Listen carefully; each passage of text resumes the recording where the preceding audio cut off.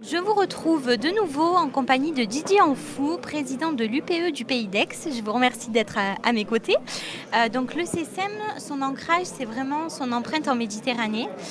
Ma première question, c'est est-ce que l'UPE est justement dans cette même démarche de regard vers l'autre rive de la Méditerranée? Eh bien, tout d'abord, bonjour et merci de m'accueillir. Alors, si on fait un peu d'histoire, Marseille a été créée en presque 600 ans avant Jésus-Christ. La première chambre de commerce a été créée en 1599. C'est à la criée que le prix des épices était fixé. Donc, on peut se dire qu'effectivement, Marseille et la métropole ont toujours été tournés vers la Méditerranée. Naturellement, effectivement, comme vous disiez, l'UPE d'Aix que je représente accompagne les entreprises. Et depuis son origine, on s'aperçoit que nous avons un regard quand même extrêmement dirigé vers le bassin méditerranéen. Il est certain que les piliers de la croissance sont de deux ordres, à mon sens, c'est l'innovation et l'export. Donc qui dit export dit obligatoirement des endroits assez proches, et la Méditerranée est un endroit assez proche pour nous. Sous la précédente mandature, Marseille avait même demandé à être l'acteur principal d'Euroméditerranée.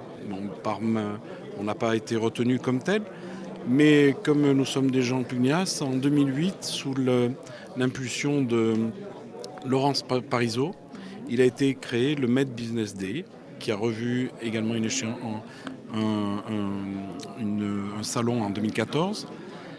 Ça sert à quoi cette journée? C'est l'endroit où les gens peuvent se rencontrer et participer. Et il y a à peu près entre 1500 et 2000 rendez-vous qui ont été organisés par la CCI, les entrepreneurs et les directeurs de toutes les délégations économiques. Voilà, c'est le moyen le plus simple pour exprimer le B2B. Donc effectivement, oui, l'UPE est bien sûr convaincu que l'avenir des entreprises reste tourné vers la Méditerranée. Donc, il faut le savoir, le CESEM 2017, c'est quand même 13 pays représentés autour de la Méditerranée. Justement, quelles sont les opportunités et les avantages d'un développement en Algérie, au Maroc ou en Tunisie, par exemple? Alors pour nous, effectivement, on peut s'apercevoir on est extrêmement tourné vers l'Afrique, hein, puisque on s'aperçoit qu'aujourd'hui, on a des options qui ont été prises. Je crois que j'en parlerai encore un petit peu après avec les actions de la CCI. Mais effectivement, toutes nos entreprises ont un regard particulier vers l'Afrique, qui est quand même un acteur pour nous proche. Et qui dit proche dit que l'on souhaite faire du développement économique avec ce territoire. Le développement économique, hormis les échanges de marchandises, sont tournés quand même vers le numérique. Et là, à ce moment-là, on peut parler, lorsqu'on parle de numérique, on peut avoir un échange gagnant-gagnant avec ces pays-là et nous. Mais qui dit échange numérique dit sécurisation, sécurité, qui était l'objet de notre colloque d'aujourd'hui. Mais il est extrêmement important de voir qu'on a une relation forte avec l'Afrique.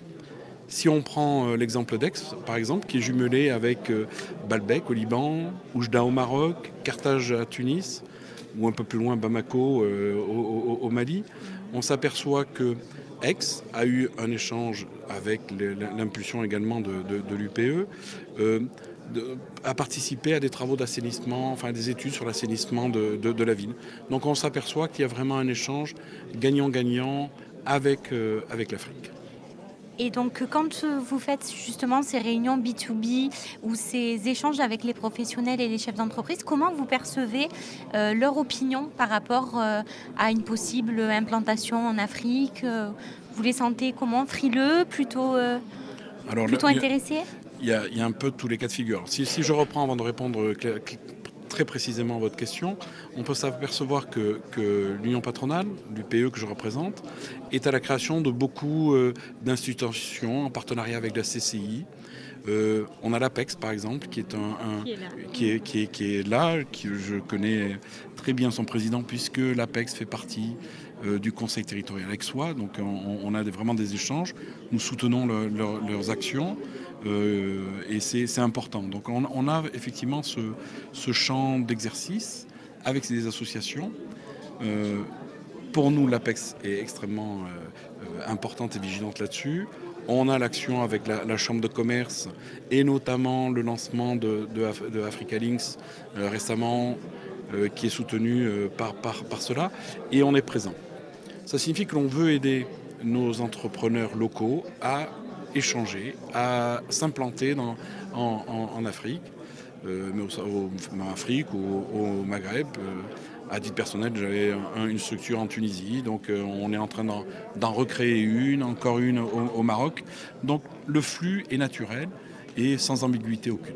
Et donc du coup, si j'ai bien compris, pour cette démarche, vous travaillez avec d'autres institutions de la région justement pour Alors on travaille soit avec les partenariats locaux, donc en Tunisie on travaille pas mal avec le consulat, mais notre champ de prédilection reste quand même l'APEX qui nous aide dans ces démarches, qui a un réseau particulier, et nous, UPE 13, territoire aixois, on considère qu'on est le réseau des réseaux, et donc on doit en mettre en relation nos entrepreneurs avec l'APEX qui elle-même mettra en relation avec des pays ou la CCI au travers des différentes relations qu'a la Chambre. Et donc dernière question, un chef d'entreprise qui serait intéressé pour rejoindre l'UPE du Pays d'Aix, comment ça se passe?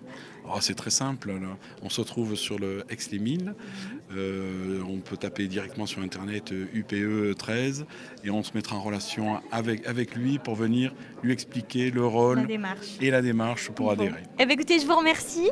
Je vous laisse assister à la 3e table ronde qui justement va parler de Méditerranée. Eh bien merci. Merci à vous. À bientôt, au revoir.